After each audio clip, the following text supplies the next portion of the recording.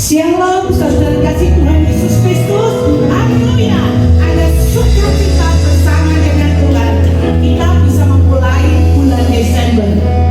Persiapkan hati kita untuk merasakan betapa indahnya Tuhan bersama dengan kita. Ornamen Natal sudah tersedia. Hati kita pun disiapkan untuk kelahiran Tuhan itu. Mari kita akan awali dengan doa. Tuhan Yesus yang Maha Baik, kami bersyukur bisa memasuki bulan Desember. Kami boleh memperingati betapa besar kasih Kristus kepada umat di dunia ini, termasuk kami anak-anak tebusannya. Kami ingin Tuhan mempersiapkan hati kami yang terbaik untuk memperingati hari kelahiran-Mu. Karena itu Bapa, pagi hari ini kami ingin menyembah Engkau. Kami ingin memuji nama-Mu yang penuh kuasa dengan sukacita. Karena Engkau lahir untuk kami, untuk menyelamatkan kami semuanya. Terima kasih Bapa. Kami ingin merasakan lawatan Engkau pagi ini. Siapapun yang hadir, baik secara online maupun secara onsite, kami boleh merasakan lawatan Allah memberkati kami semuanya. Persiapkan hati kami untuk menerima lawatan yang dari Tuhan Yesus sendiri. Kami buka ibadah kami di dalam nama Tuhan Yesus Kristus. Amin. Haleluya. Selamat beribadah.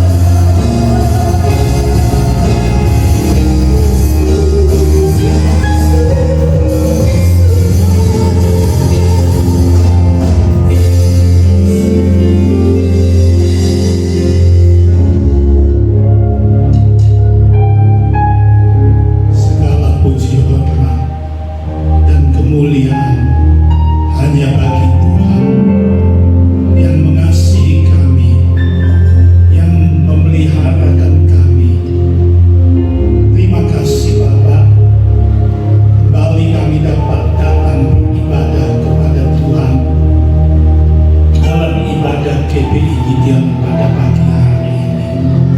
Segala nyanyian pujian telah dipersembahkan oleh jemaat Tuhan ke hadapan hadirat Tuhan.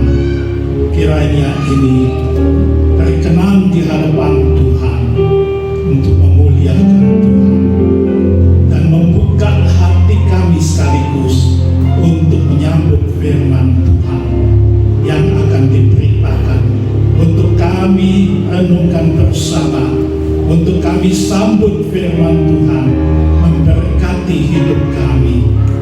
Kami undang Roh Kudus berkaryalah di dalam hati pikiran kami, pimpin hamba-Mu yang menyampaikan firman Tuhan, supaya urapan Roh Kudus sungguh-sungguh berlaku nyata dan firman Tuhan sangat memberkati kami dan menghidupi kami semuanya.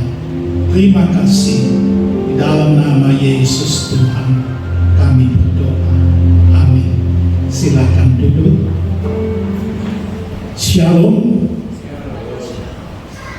Puji Tuhan, kita dapat berhimpun kembali di bawah kaki Tuhan. Tiba saatnya ini kita akan sama-sama merenungkan firman Tuhan. Firman Tuhan hari ini saya beri judul siap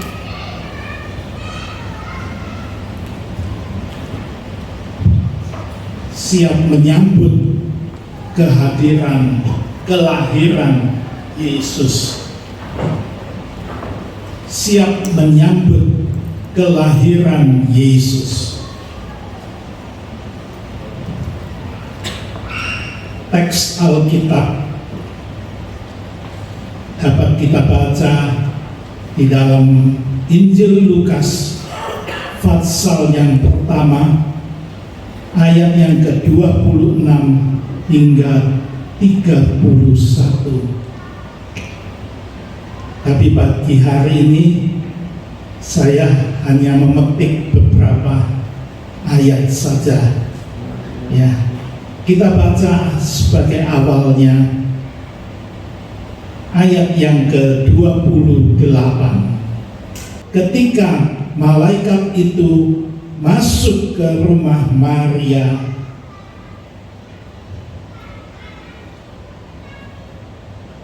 malaikat itu berkata, "Salam hai engkau yang dikaruniai, Tuhan menyertai engkau."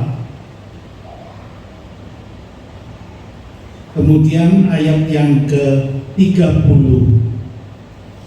kata malaikat itu kepadanya, "Jangan takut hai Maria, sebab engkau beroleh anugerah di hadapan Allah." Ayat 31, "Sesungguhnya engkau akan mengandung dan melahirkan seorang anak laki-laki, dan engkau harus menamai dia Yesus." 32, "Yesus akan menjadi besar dan disebut Anak Allah yang Maha Tinggi." Sekian. Nah, ini kisahnya. Suatu ketika Allah mengutus malaikatnya datang kepada Maria dan memberikan salam kepada Maria. "Salam hai engkau yang dikaruniai, Tuhan menyertai engkau." Ya. Orang yang berkenan di hadapan Tuhan, itulah orang yang dikaruniai, yang memperoleh anugerah daripada Tuhan. Sosok yang kita baca tadi adalah Maria. Ya, adalah Maria. Dia adalah sosok pribadi yang berkenan di hadapan Tuhan, yang dikaruniai oleh Tuhan, yang memperoleh anugerah Tuhan. Nah, sosok ini dikatakan Tuhan menyertai engkau. Sosok pribadi yang dikaruniai, yang beroleh anugerah, itu adalah sosok pribadi yang disertai oleh Tuhan di dalam hidupnya. Dan khusus dalam hal ini, sosok itu beroleh anugerah apa? Malaikat itu berkata, kamu akan mengandung, ya, dan akan melahirkan seorang anak laki-laki, dan kamu harus menamai dia siapa? Yesus. Nah, perhatikan ayat 32. Dia akan menjadi besar. Yesus akan menjadi besar dan akan disebut Anak Allah yang Maha Tinggi. Saudara-saudara, sudah berapa tahun kita merayakan Natal? Bagi yang muda-muda mungkin bertahun-tahun, tapi yang lain mungkin belasan tahun, yang lain lagi mungkin puluhan tahun. Setiap kali Natal memperingati kelahiran Tuhan Yesus, kita menyambut kelahiran itu. Apa yang kita sambut? Bayi Yesus.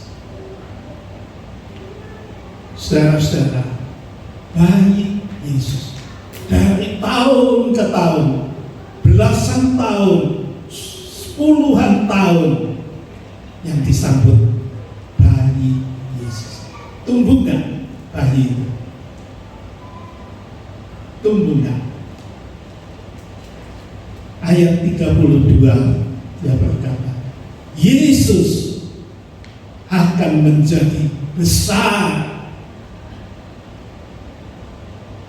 Nah, mari kita perhatikan.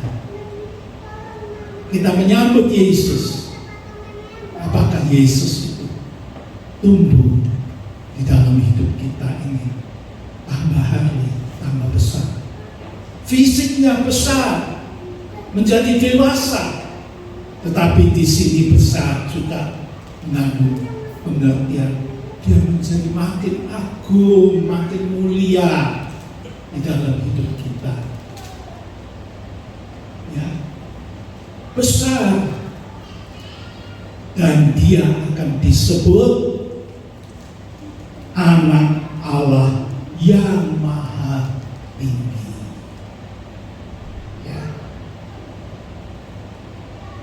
Adakah kita mengalami Yesus bukan sebagai bayi melulu yang tidak tumbuh dari tahun ke tahun, tahun ke tahun, tetapi Yesus yang tumbuh menjadi besar, menjadi agung, mulia di dalam hidup kita. Kita sembah Dia karena Dia adalah Anak Allah yang Maha Tinggi. Kita mengalami Yesus yang begitu agung mulia. Dialah Anak Allah yang Maha Tinggi. Kalau Dia Anak Allah yang Maha Tinggi, apa pengertiannya? Kita menaklukkan diri kepada Dia. Ya, kita sujud menyembah Dia. Apa yang menjadi firman Tuhan,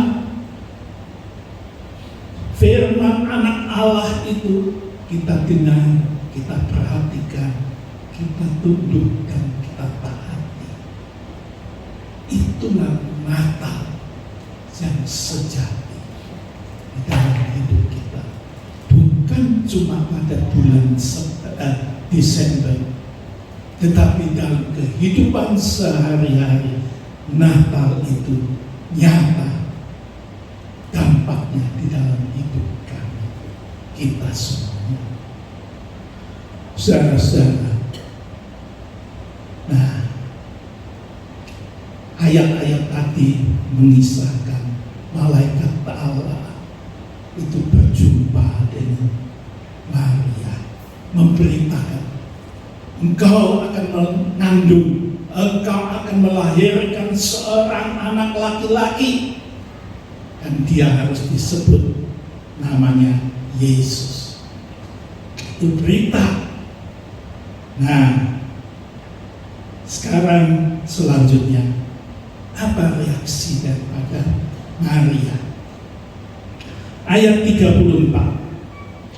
Kata Maria kepada malaikat itu, bagaimana mungkin hal itu terjadi?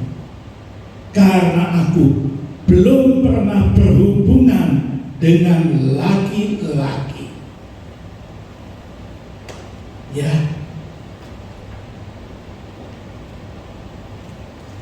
Maria berkata, bagaimana Pak hal itu bisa terjadi?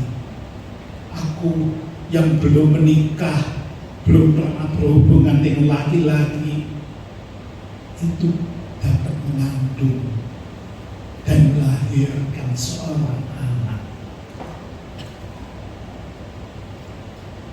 Secara logika, secara rasio, tidak mungkin terjadi.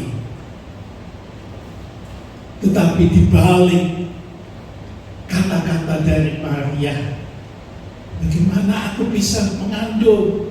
Bagaimana aku bisa melahirkan? Aku belum pernah berhubungan dengan laki-laki. Di balik kata-kata itu mengandung satu risiko yang harus dia hadapi apabila benar-benar dia mengandung dan melahirkan seorang anak laki-laki. Risiko apakah itu? Yang pertama, risiko rasa malu. Masih gadis, kok tahu-taunya mengandung. Aib itu bagi dirinya, bagi keluarganya, aib, malu. Ya, tapi kita lihat masa kini, yang maaf ya, kayaknya sudah lebih banyak gadis itu mengandung pranikah. Ya, hati-hati. Tapi bahasa itu aib, itu sesuatu yang memalukan dirinya dan memalukan keluarga besar. Yang pertama.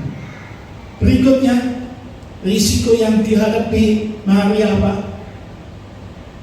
Kalau dia kedapatan mengandung dan melahirkan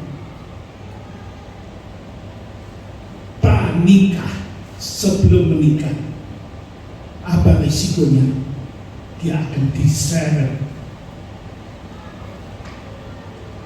untuk dijatuhi hukuman mati. Dia akan dilempari batu sehingga mati. Karena hukum mengatakan dia berbuat zina, dan zina itu hukumannya adalah dilempari batu sampai mati. Ada risiko yang besar yang harus dihadapi oleh Maria ketika dia mendengar berita dari malaikat. Dan dia itu ucapkan. Bagaimana hal itu bisa terjadi? Aku mengandung dan melahirkan. Aku belum pernah berhubungan dengan laki-laki. Nah, kita baca selanjutnya ayat yang ke-35. Jawab malaikat itu kepadanya, Roh Kudus akan turun atasmu dan kuasa Allah yang Maha Tinggi akan menaungimu. Anak itu, anak yang dilahirkan itu kudus dan akan disebut anak Allah. Ayat 37, sebab bagi Allah tidak ada yang mustahil.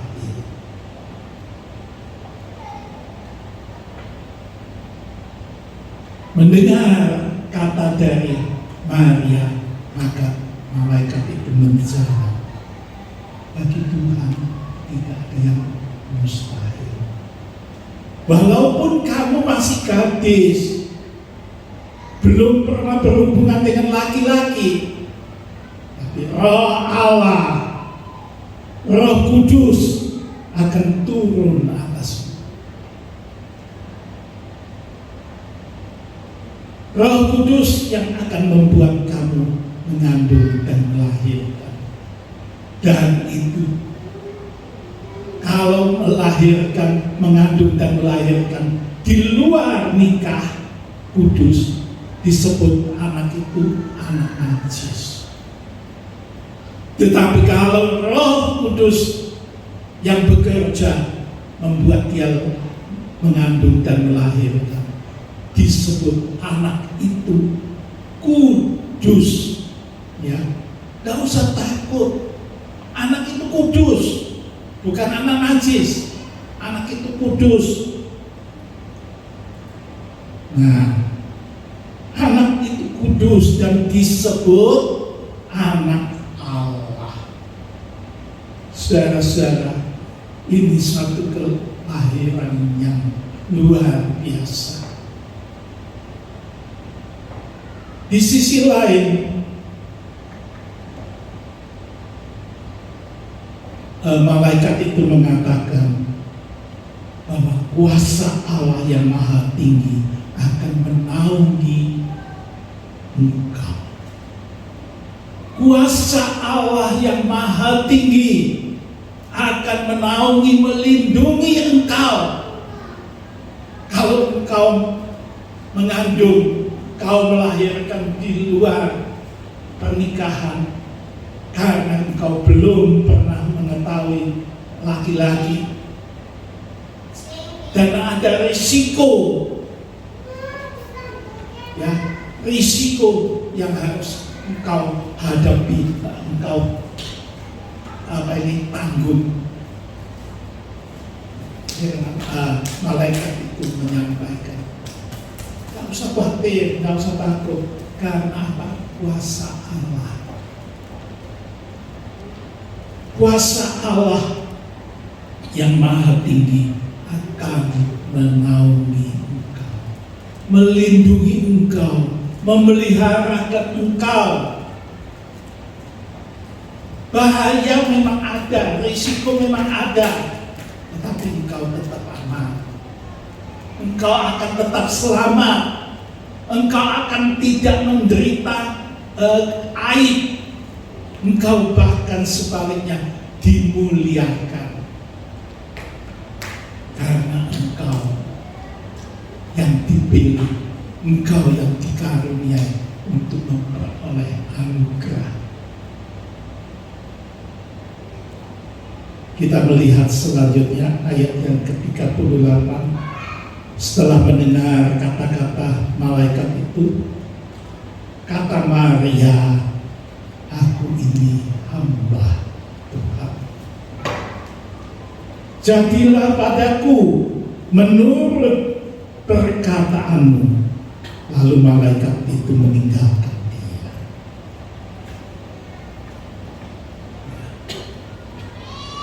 Tuh, ayat ini mengatakan, mendengar kata-kata daripada malaikat itu, bahwa engkau akan melahirkan, ya amin, engkau akan menamai dia Yesus, ya amin, dan Yesus itu akan tumbuh menjadi besar dan akan disebut sebagai anak Allah yang Maha Tinggi, ya amin.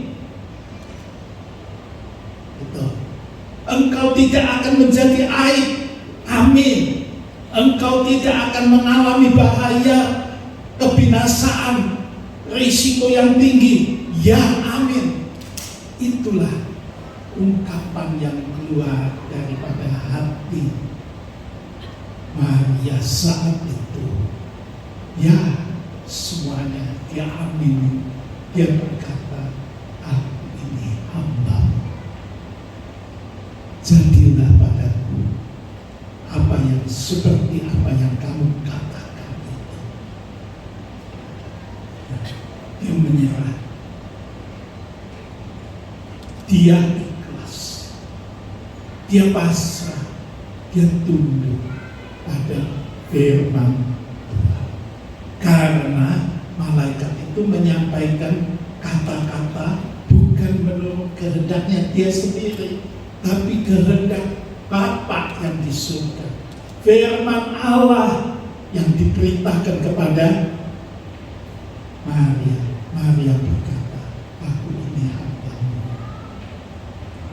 jadilah sesuai dengan kehendak-Mu.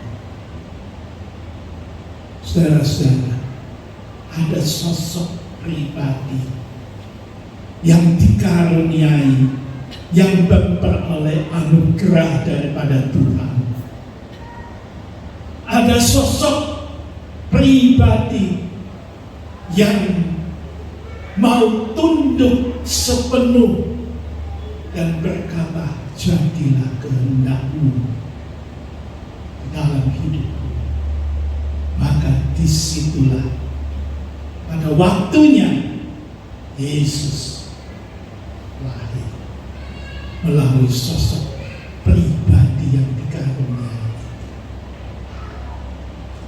Saudara-saudara, apa yang ditakuti oleh Maria tidak terjadi, tapi sebaliknya, yang mulia, yang penuh anugerah daripada Tuhan, dia alami di dalam hidupnya. Saudara-saudara, selanjutnya kita melihat Yesus sudah lahir. Berita Natal disebarkan. Ya, Alkitab mencatat beberapa orang yang mendengar berita kelahiran Yesus. Kita melihat yang pertama adalah Herodes. Yang kedua siapa?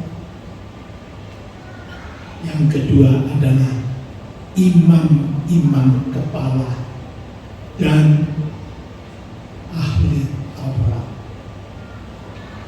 Yang berikutnya siapa? Orang-orang Majus. Yang selanjutnya adalah gembala-gembala yang di padang. Ada 4 kelompok yang dicatat mendengar berita tentang kelahiran Yesus Kristus. Saudara-saudara, Herodes mendengar berita kelahiran itu dari siapa? Dari orang Majus yang datang dari timur menuju ke Yerusalem. Dia mengira karena yang lahir itu katanya adalah adalah raja orang Yahudi. Jadi pikirannya pasti Dia lahir di istana raja. Jadi orang Majus ini datang ke mana ini? Istana raja. Bertemu dengan Herodes. Dikira Herodes tahu ada raja orang Yahudi yang lahir. Herodes sendiri nggak tahu apa-apa. Tapi dia saat itu mendengar bahwa ada anak yang lahir yang disebut raja orang Yahudi. Dia kaget. Lalu dia mengumpulkan. Berikutnya adalah imam kepala dan orang-orang Farisi. Bertanya, kira-kira di mana bayi itu lahir? Nah, imam-imam kepala dan orang Farisi bilang, di Bethlehem.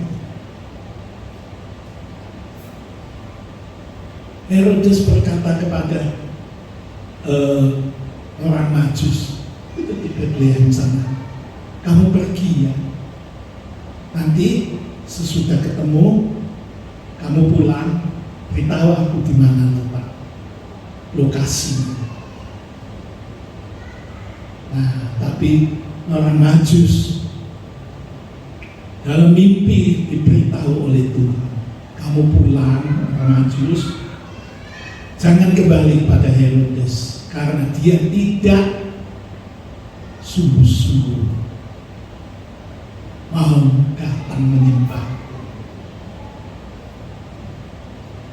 Kamu pulang mengambil jalan lain. Orang Majus mengikuti apa yang mereka dengar dalam mimpi. Herodes ketika menyadari bahwa dia dilewati oleh orang Majus, dia sangat marah sehingga dia memberikan perintah bahwa di Bethlehem dan di sekitarnya anak-anak yang usia 2 tahun ke bawah bunuh semuanya. Ini Raja Herodes. Dia mendengar enggak firman berita tentang kelahiran Yesus? Dia dengar, walaupun tidak langsung melalui orang Majus. Dia dengar, tapi dia tidak menyambut. Herodes gambaran satu sosok pribadi yang sombong, yang angkuh. Dia menggambarkan satu sosok pribadi yang mempunyai hati yang berprasangka buruk, ya, berprasangka buruk. Kalau anak itu disebut anak sebagai anak Allah, sebagai raja orang Yahudi, nanti berapa belas tahun, berapa puluh tahun kemudian dia akan menyayangi aku. Posisiku sebagai raja goyah, mumpung belum anak-anak yang usia 2 tahun ke bawah itu dibunuh semua. Dikira dia bisa membasmi sampai akar-akarnya supaya kedudukannya tetap kokoh, tidak terusik. Ini sosok pribadi Herodes yang congkak, yang berprasangka buruk. Orang-orang semacam ini, tipe begini, buru-buru datang menyembah Yesus. Tidak mungkin terjadi. Sebaliknya dia menolak mentah-mentah kehadiran Tuhan. Inilah sosok Herodes. Walaupun mendengar berita Yesus sudah lahir, dia menolak bayi. Dia menolak. Ini sosoknya Herodes yang angkuh, yang berprasangka buruk. Kedua, siapa? Imam-imam kepala dan ahli-ahli Taurat. Siapa mereka? Mereka adalah sosok-sosok pribadi yang mahir, yang ahli di dalam Taurat. Mereka yang sungguh-sungguh ahli, sehingga mereka ketika dipanggil di mana bayi Kristus Yesus itu lahir, mereka bisa menyebut, oh bukan di Bethlehem, tetapi bukan di Yerusalem, tetapi di Bethlehem sana. Mereka tahu nggak? Tahu Yesus lahir di Bethlehem. Tapi imam-imam kepala dan ahli-ahli Taurat datang nggak menyembah dia? Enggak. Dia hanya tahu di mana Yesus itu dilahirkan, Mesias itu dilahirkan di Bethlehem. Titik. Kenapa? Karena mereka walaupun ahli Taurat, mahir, ahlinya Taurat, ya, tetapi mereka hanya menyelidik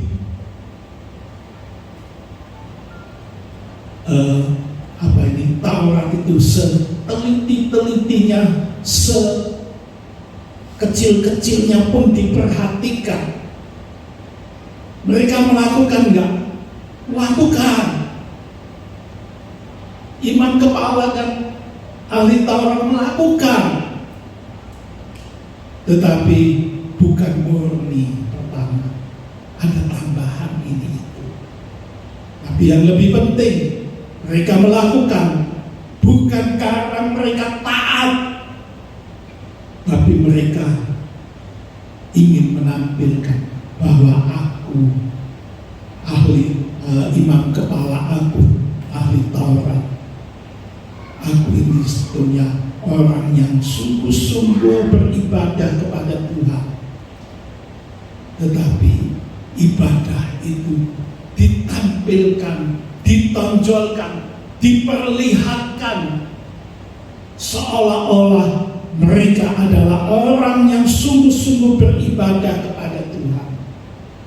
Mereka menampilkan diri bahwa mereka patut dihormati, sehingga kalau ada pertemuan mereka datang mengambil tempat yang paling depan, mereka dihormati. Nah, saudara-saudara, inilah sosok imam kepala dan ahli Taurat. Sosok-sosok yang sedemikian. Mereka mendengar berita kelahiran Tuhan Yesus, ya, melalui siapa? Herodes. Mereka tahu enggak bayi itu dilahirkan di mana? Tahu. Tetapi hatinya membeku. Dia bukan menolak, tetapi tidak memperhatikan atau tidak menggubris berita itu, sehingga anugerah daripada Tuhan pun lewat daripada mereka. Saudara-saudara, sosok imam kepala dan ahli Taurat. Sekarang kita lihat yang berikutnya adalah orang Majus. Orang Majus ini dia melihat bintang di timur yang berkilau. Mereka melihat itu, langsung tahu ada raja Yahudi, orang Yahudi yang lahir. Saudara-saudara, hanya melihat bintang yang bersinar di malam hari, mereka terbuka hati pikirannya. Mereka tidak mengenal Taurat mungkin. Mereka tinggalnya jauh daripada Yerusalem, bahkan dari Bethlehem. Jauh, mungkin beratus-ratus kilometer, beribu-ribu kilometer jaraknya. Mereka melihat itu, tergerak hatinya untuk datang menyembah. Saudara-saudara, kalau Herodes, kalau imam-imam kepala, mereka jaraknya dekat, tetapi mereka tidak terpanggil untuk datang menyembah dengan tulus pada bayi Kristus. Sebaliknya, orang-orang yang tidak mengerti Alkitab apa-apa, Taurat, mereka justru tergugah hatinya dengan tulus menempuh perjalanan yang jauh untuk datang menjumpai sang bayi yang adalah raja orang Yahudi itu. Dikala itu belum mengenal yang namanya GPS, belum mengenal namanya Google Map, ya. Tapi mereka menempuh perjalanan, tidak mengenal namanya mobil, kereta api, pesawat. Tapi mereka naik onta, berjalan dengan pelan-pelan, tetapi penuh kepastian berdasarkan bintang di langit yang menyala bersinar pada malam hari. Karena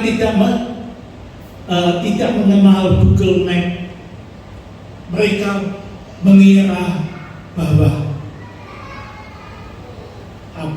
bayi Kristus, raja orang Yahudi itu lahirnya tentu di istana raja. Itulah sebabnya mereka kesasar masuk ke istana Herodes. Kalau ada Google Map, barangkali enggak kesasar. Ini kesasar, tapi justru karena kesasar, mereka bisa memberitakan berita kelahiran Yesus itu kepada Herodes dan kepada imam-imam kepala dan orang ahli Taurat. Mereka sempat mendengar, dan melalui perjumpaan dengan Herodes, maka orang-orang Majus ini melanjutkan perjalanan menuju ke Bethlehem.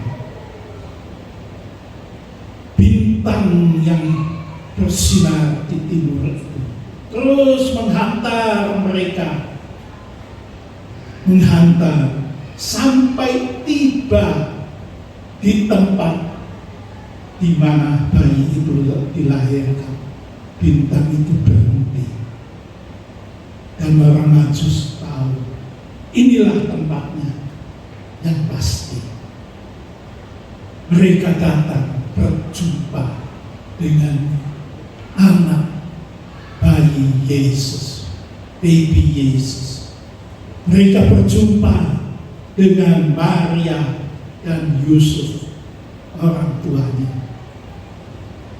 Dengan tulus mereka datang sujud menyembah kepada Sang Bayi Kristus dan membuka bekalnya, mempersembahkan emas, mur, dan kemenyan. Saudara-saudara, mereka sujud, mereka tulus. Saudara-saudara, dan kemudian dalam mimpi Tuhan mengarahkan mereka tidak kembali ke istana Raja Herodes, tapi menempuh jalan lain, pulang kembali ke negerinya. Saudara-saudara, selanjutnya kita melihat yang kelompok keempat adalah gembala-gembala. Gembala ini nampaknya bukan pemilik ternak domba itu, melainkan mereka adalah gembala upahan. Tapi walaupun diupah, mereka setia, tekun melakukan tugasnya. Walaupun sampai pada malam, tengah malam, mereka tetap menjaga ternak itu dengan setia. Nah, di tengah malam itulah malaikat Tuhan datang kepada mereka, memberitahukan ada kabar sukacita besar bagi kamu dan bagi segala bangsa. Karena hari ini sudah lahir Yesus, Putra Allah, Anak Allah yang Maha Tinggi. Dan mereka, para gembala ini, tiba-tiba melihat di langit sana muncul bala tentara surga, menaikkan segala pujian, hormat, penyembahan kepada Sang Raja Kristus Yesus. Nah, setelah semuanya ini lewat, saudara-saudara, para malaikat kembali ke surga. Maka para gembala ini berkata satu dengan yang lain, ayo kita segera pergi ke Bethlehem melihat apa yang terjadi di sana. Dan mereka sepakat dengan antusias. Mereka segera berdiri dan menuju ke Bethlehem. Di sana mungkin mereka bertanya ke sana sini juga, karena mereka juga tidak punya Google Map, ya. Mungkin tanya pada rumah, dari rumah ke rumah, sampai mereka menemukan rumah tempat Yesus dilahirkan itu. Mereka datang dan memuji Tuhan. Mereka menceritakan apa yang mereka lihat. Saudara-saudara, apa yang mereka lihat, apa yang mereka saksikan tentang malaikat Tuhan. Maria mendengar dan menyimpannya di dalam hati untuk direnungkan. Ya, di sini para gembala bertemu dengan anak yang baru dilahirkan itu. Mereka penuh sukacita Mereka pulang dengan sukacita yang besar, kembali menunaikan tugas sehari-hari. Apa yang kita lihat di sini? Kelahiran Yesus diperintahkan kepada semua bangsa. Bukan saja mereka yang mempunyai posisi yang tinggi, yang terhormat, seperti Herodes, seperti imam-imam kepala, dan ahli-ahli Taurat yang terhormat. Mereka, berita itu bukan cuma didengungkan atau dipancarkan untuk diketahui oleh para majus, orang-orang pandai, tapi juga berita kelahiran ini digemakan untuk para gembala. Gembala pada waktu itu boleh dikata adalah level kedua, ketiga di dalam masyarakat. Mereka tidak dipandang sebelah mata oleh masyarakat, hina, tapi mereka beroleh kesempatan untuk mendengar berita kelahiran Sang Yesus Kristus. Berita kelahiran ini disebarkan kemana-mana. Tidak pada yang tua, tidak pada yang muda, tidak pada yang kaya, tidak pada yang miskin, tidak hanya kepada yang pandai, kepada yang sederhana pun. Semuanya berita itu digemakan. Yesus telah lahir di Bethlehem. Semuanya mendengar, tetapi reaksinya berbeda. Herodes menolak.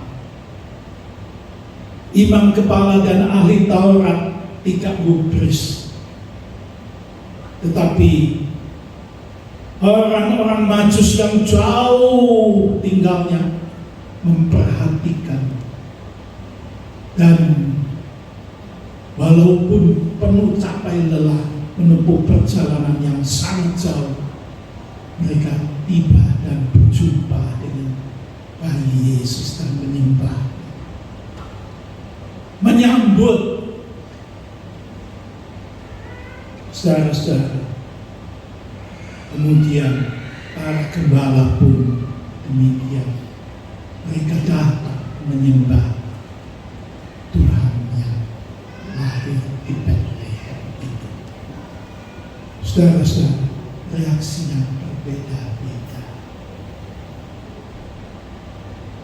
Itu perlu kita ketahui, tetapi yang terpenting adalah bagaimanakah aku. Ya, yang terakhir, bagaimana aku? Bagaimanakah dengan aku? Bagaimana dengan aku? Itu yang terpenting. Kita mendengar sudah berita tentang Yesus lahir di Bethlehem. Bagaimana reaksi kita? Seperti Herodes, seperti imam kepala dan ahli Taurat kah? Atau seperti orang Majus kah? Atau seperti para gembala kah? Membuka hati, menyambut Sang Kristus Yesus, Sang Mesias, lahir bukan di kandang Bethlehem, tetapi di dalam hati kita, dalam hatiku.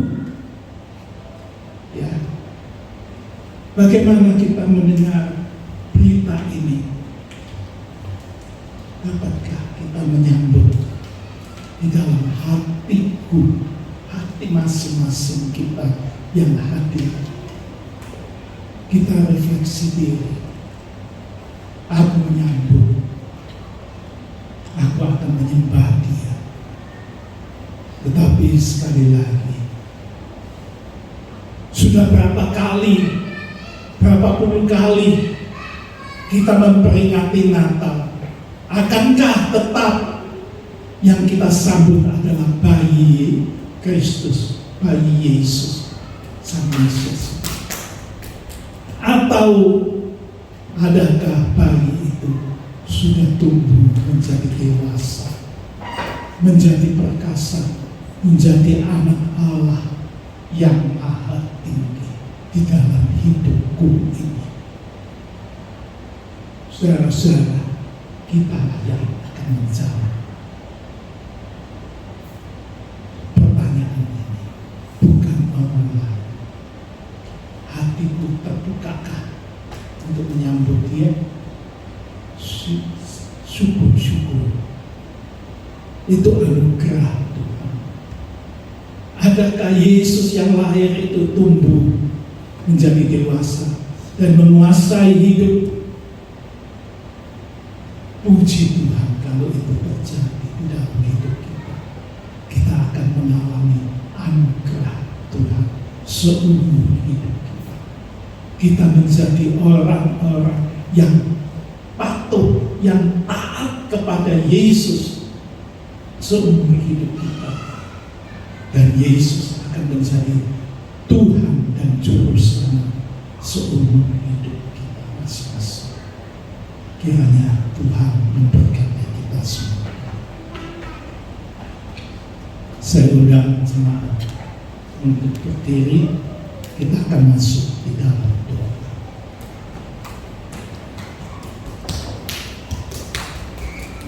Terima kasih Tuhan, firman Tuhan yang sudah diberitakan dan kami renungkan bersama. Kiranya hati kami terbuka untuk menyambut firman Tuhan dan menyambut hadirat Tuhan di dalam hidup kami sebagai Tuhan dan Juru Selamat kami, sebagai Mesias yang tumbuh menjadi dewasa, menjadi perkasa, yang akan menguasai hidup kami sepenuh, memelihara kami, melindungi kami, dan memimpin kami melangkah maju sampai pada akhir hayat kami masing-masing. Pada saat Engkau berkenan memanggil pulang, kami berjumpa dengan bayi Yesus yang sudah dewasa, yang berkuasa di dalam hidup kami. Kiranya Natal tahun ini dapat kami peringati dan kami rayakan dengan penuh arti yang menggugah dan mengubah dan memperbaharui hidup kami masing-masing. Tuhan Roh Kudus, tolong kami, berkati, permuliakanlah nama Tuhan kita semua. Di dalam nama Yesus Tuhan kami berdoa. Amin. Silakan duduk.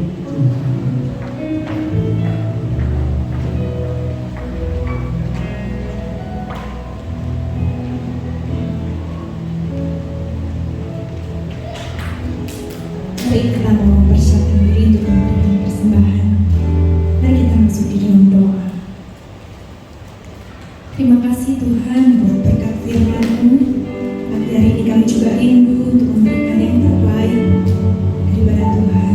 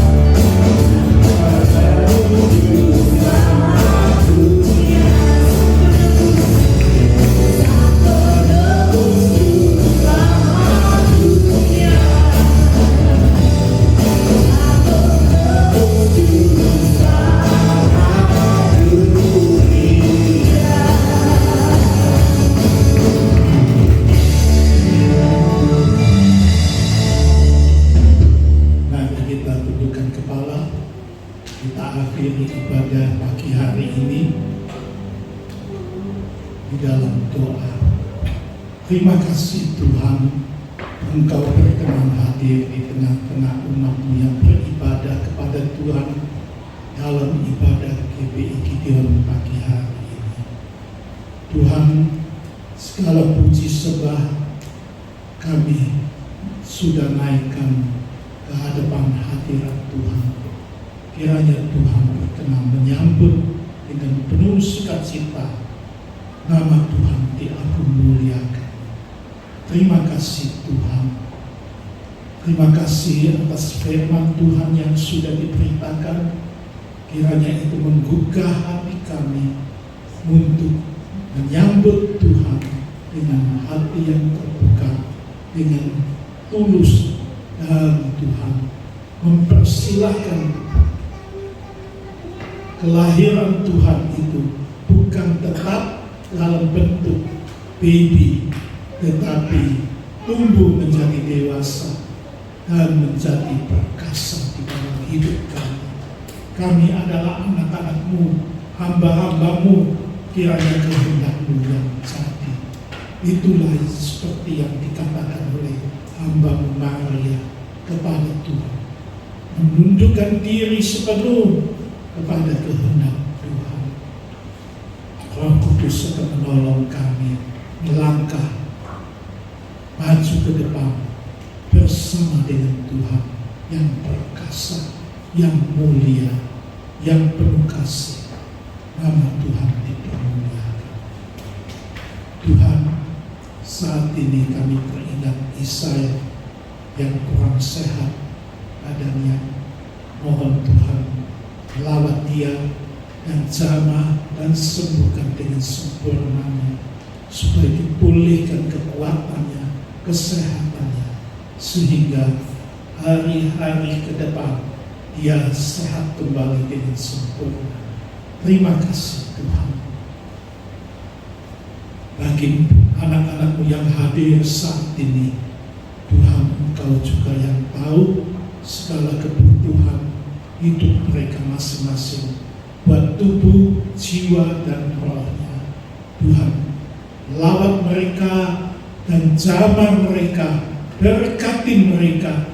Roh Kudus, teguhkan iman percaya mereka, bukakan jalan buat mereka untuk mengatasi segala problema hidup dengan kuasa dan kasih Kristus, dengan iman kepada Tuhan. Terima kasih Tuhan, terima kasih. Kami bersyukur kepada Tuhan, pelaksanaan pilkada serentak telah berlangsung dengan lancar, dengan aman dan selamat. Tuhan sudah menolong untuk pada hari yang ditentukan akan diumumkan pejabat-pejabat baru yang akan memerintah di daerah masing-masing, di provinsi, di kota, di kabupaten, ya dimanapun. Tuhan, berkati mereka yang terpilih. Kiranya urapan Tuhan menyertai mereka. Yang terutama, mohon Tuhan berikan kepada mereka hati yang takut dan hormat kepada Tuhan. Hati yang jujur, tulus, mengabdikan diri kepada nusa dan bangsanya. Hati yang bijak untuk mengatasi segala problema yang dihadapinya. Tuhan, berkati seluruh mereka yang terpilih itu di dalam kasih dan anugerah Tuhan. Mereka dapat melakukan tugas dan menyelesaikan, menuntaskan sampai masa jabatannya selesai kelak, karena Tuhan beserta dan memberkati mereka. Terima kasih. Kini saudara-saudara yang dikasihi oleh Tuhan Yesus, pulanglah dengan membawa berkat, kasih anugerah daripada Bapa yang di surga, membawa pulang keselamatan, damai, sukacita, sejahtera yang daripada Yesus Tuhan kita. dan kiranya persekutuan di dalam Roh Kudus menyertai kita semuanya mulai saat ini sampai Maranatha, Tuhan Yesus datang kedua kali. Dalam nama Yesus Tuhan kami naikkan doa dan syukur kami. Amin. Selamat pulang, Tuhan memberkati.